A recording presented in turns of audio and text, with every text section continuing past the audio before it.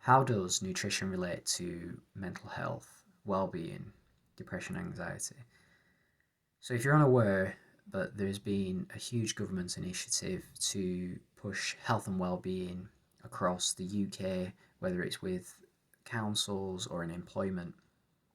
And in my profession, I do speak to, on occasion, these health and well-being ambassadors, coaches, and what's really interesting about them is that they try and link mental health to nutrition, but they're not nutritionists. In fact, they don't know anything about nutrition. So if you ever get into a situation where you're dealing with these people to help you, they have some good advice related to more lifestyle changes than anything else. They'll say eat a healthy and balanced diet, but fundamentally they have no idea about nutrition. So it's really difficult to get get any real information that's really going to benefit you. So I wanted to make this video, and I'm going to share a link below, and it relates back to how nutrition can help with mental health and well-being. And my own personal opinion is that nutrition can help. So for instance, you've got omega-3 fatty acids, you've got the B vitamins, you've got tryptophan, which converts into serotonin, so that's like um, a feel good neurotransmitter. It's related to pretty much just neurotransmitters, so as well as the B vitamins, B12 in particular. Just going back to the B vitamins, and vitamin D as well, magnesium, some of the electrolytes, calcium, they're all related to neurotransmitters.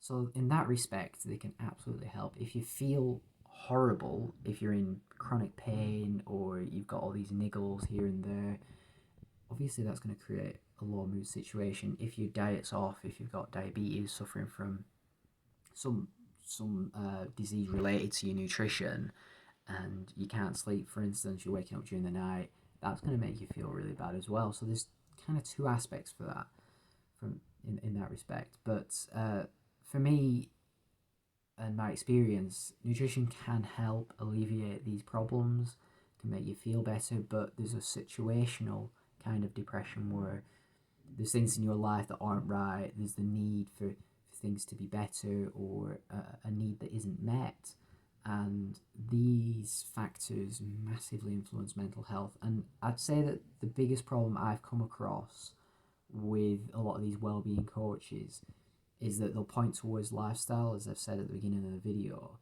and they'll very briefly sort of skim over like lifestyle changes, things like that, but they won't go really in depth to the nitty-gritty stuff that actually matters.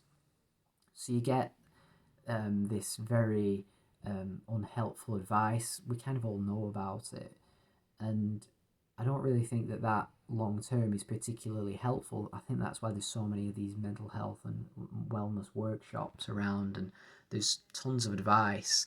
And here at Diamond Bradley, we kind of want to get to the bottom of it.